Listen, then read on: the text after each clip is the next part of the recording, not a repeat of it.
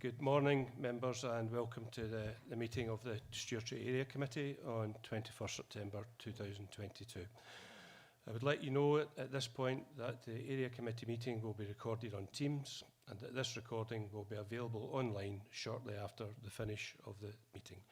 Could I remind members to follow the good practice guidance, which includes muting microphones and switching off the video when you're not addressing the meeting. Should you wish to contribute at any item, you should write speak in the Teams chat function and you will be invited to speak in order about new issues. Should your question or issue be raised by a previous speaker, please withdraw your request so that we deal with the business efficiently as possible. Could also remind members, for the benefit of Councillor Dennerley and his BSL translator, to be mindful of speaking not too fast and clearly to help them as we go through proceedings. The usual standing orders apply, including that any votes will be undertaken by roll call. If any member has to leave the meeting for any reason, can I remind you to either leave the Teams meeting for that period of time, or you could write leave in the Teams chat function and then join. This will allow us to monitor member presence. So moving on to business, Sedern apologies and Chair's approval. Could I ask our Clerk, Claire Rogerson, for the Sedern apologies, which members are in the room, and those linking by Microsoft Teams, please. Okay, good morning, members. Full house this morning, all 9 members present, 3 members attending via Teams, being Councillors Blake, Dennerley and Drysdale, remaining 6 all here at Dar Road, Kirkcudbright, and we've also got Harvey Sutton here representing the Youth Council on behalf of Castle Douglas and Crockett Ford Ward. Thanks, Claire, and I think a special welcome to Harvey, Youth Councillor for Castle Douglas and Crockett Ford. Welcome, Harvey, and we'll look forward to your contributions. I confirm my agreement to the remote participation. Item 2, declarations of interest. Do members have any declarations of interest?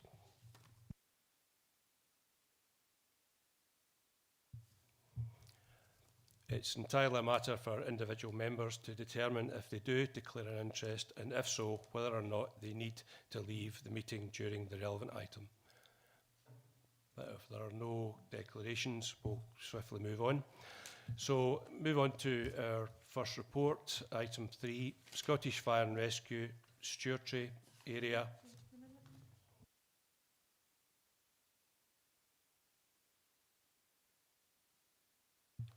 I don't have the minutes in my notes here. Just bear with me a moment, please.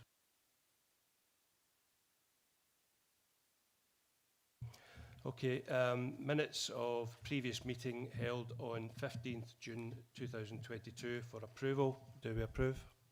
Happy to approve. Happy to second. Thank you.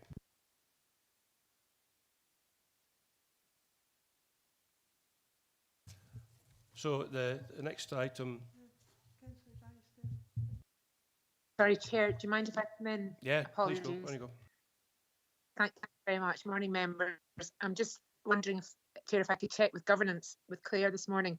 If I need to, I'm sorry to go back, but I just wondered if I had to declare an interest because I'm a member of the Stewardship Sports Council, but I possibly don't, just with regards to agenda item number 6, with regards to the Sports Awards monies. I don't think I do because it's just the discussion about the budget, but could I just check that with Claire, Chair, please? Thanks.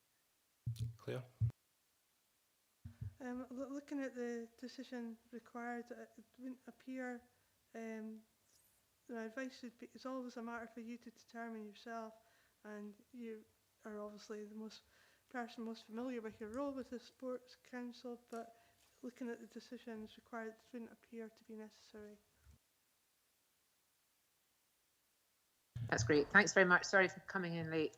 Thanks, Mr. Campbell. Thanks. Thank you. Okay, a wee issue with my meeting notes in terms of the minutes, so apologies for that. So item 4, Scottish Fire and Rescue Stewardship Area Annual Performance, 1st April 21 to 31st March 22, report by Head of Governance and Assurance. Our first report today is a performance report from Fire and Rescue for the previous financial year up to the 31st of March 2022.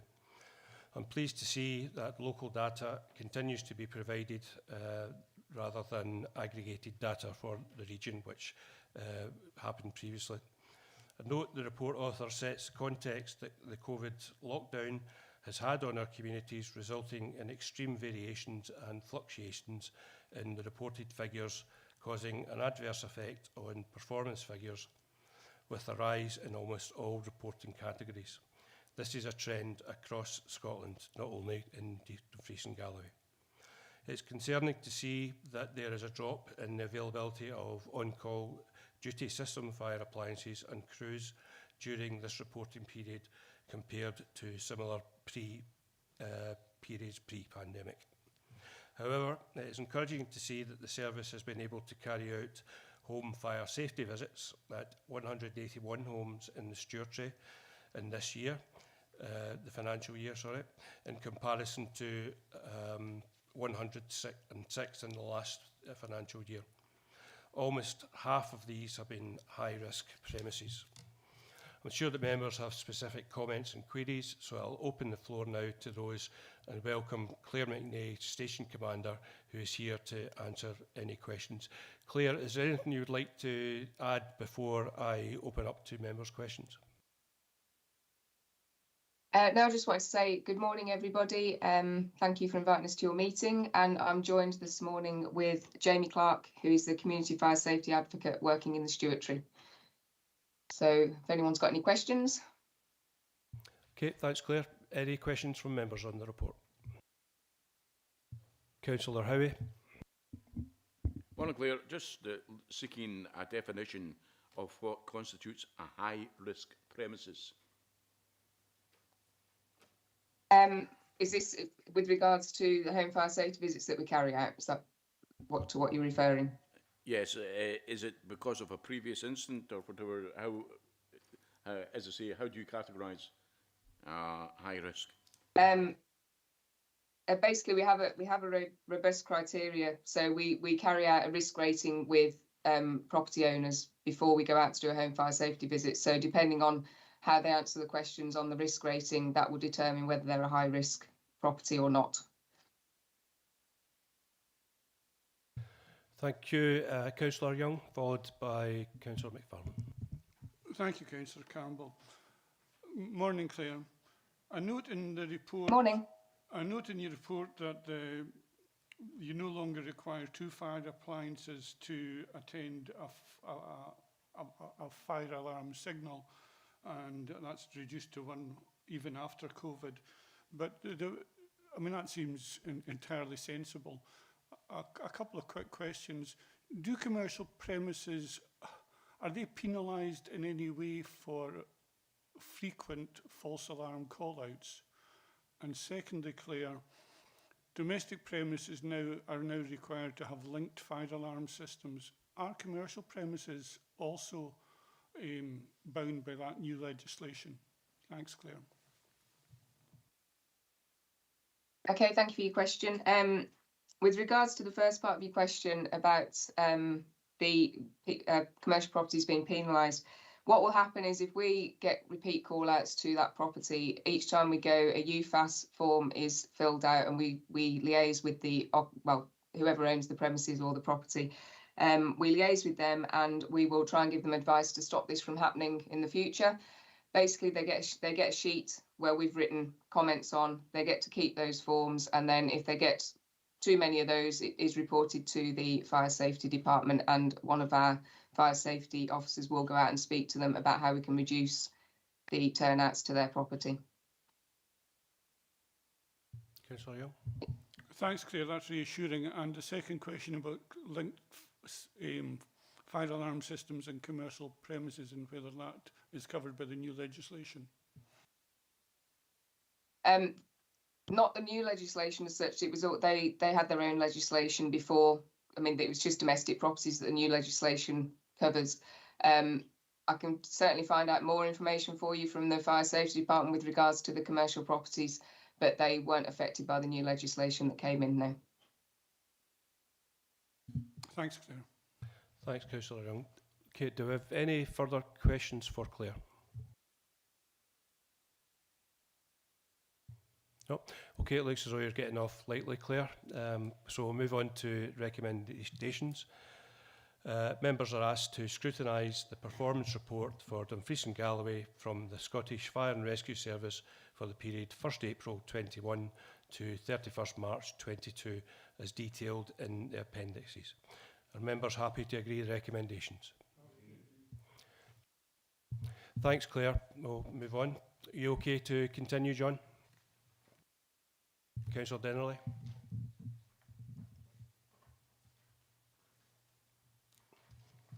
Yeah, great, thank you very much. Thank you.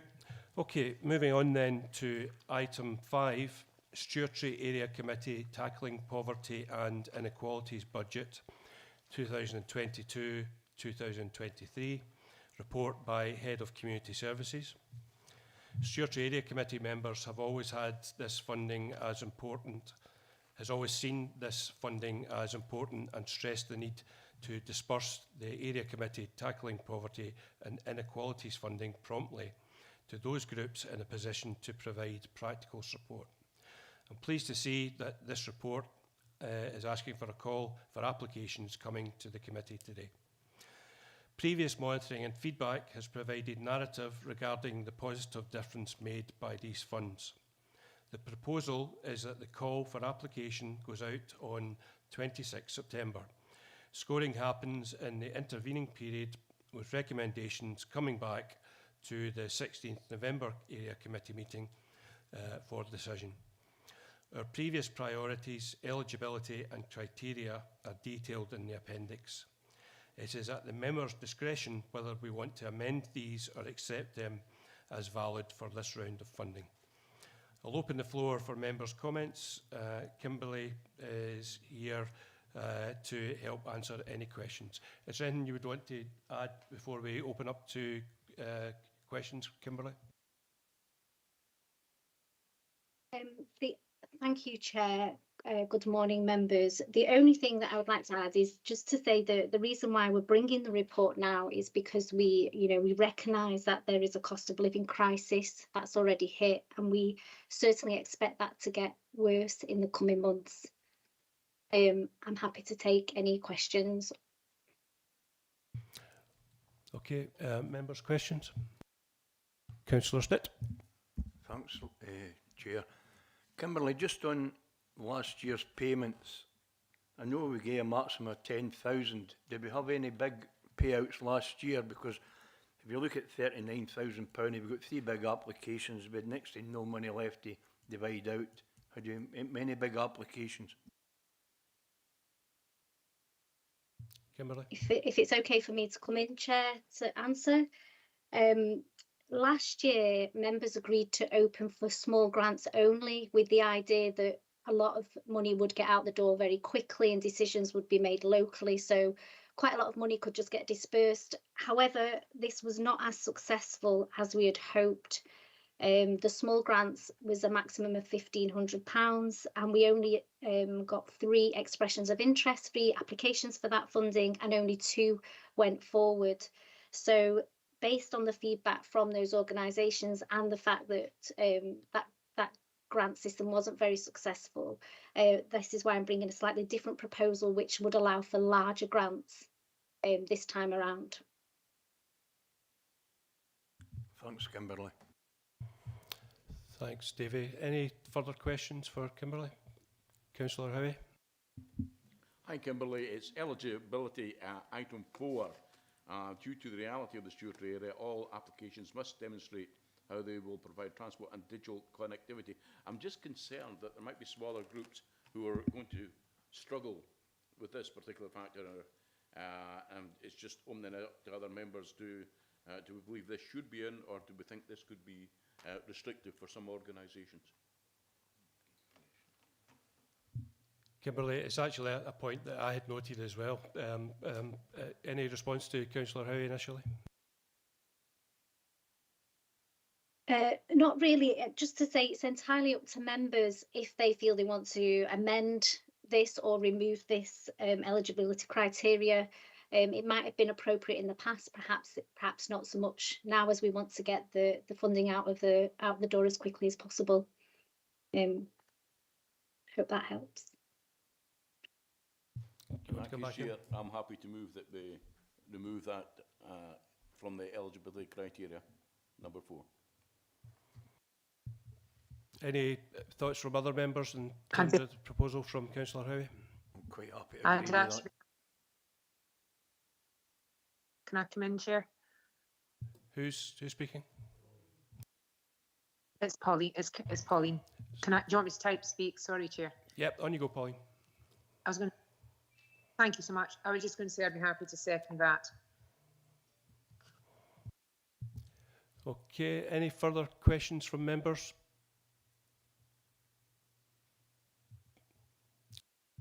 Nope. Okay, we'll move to the recommendations.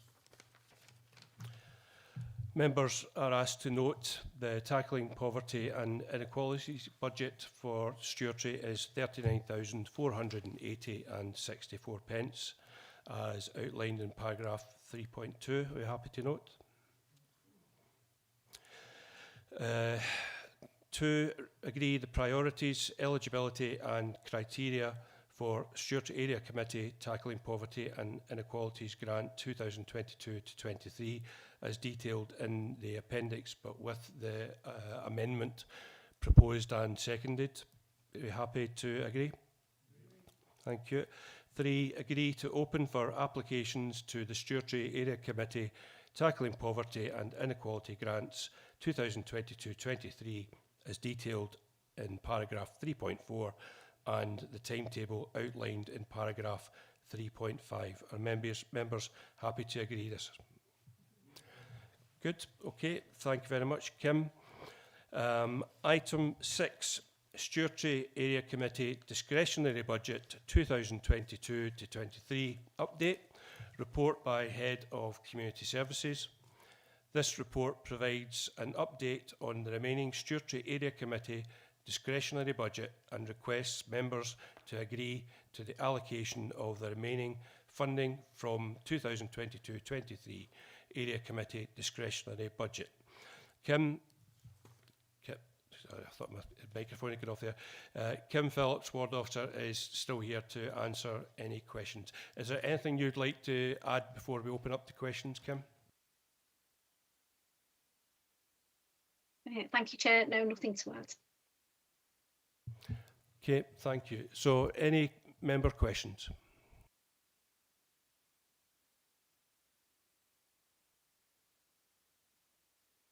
Okay, you're getting off lightly there, Kim. Thank you very much. So, we'll move to the recommendation. Members are asked to, 1, note the total Stewardship Area Committee discretionary budget remaining unallocated for 22-23 is £10,125.36 as detailed in paragraph 3.3. Are we happy to note? Thank you. 2, note the updates on the key priority areas in Table 1 and agree to add the remaining budget to the priorities of key facilities and youth to another priority determined by members as detailed in paragraph 3.4. Are members happy to agree? Okay, thank you very much. Okay, so item 7, any other business deemed urgent by the Chairman due to the need for a decision. I have no urgent business, so that concludes the meeting. We are next scheduled to meet on Wednesday, 16th November. Can I thank you all for your contributions this morning. Thanks very much.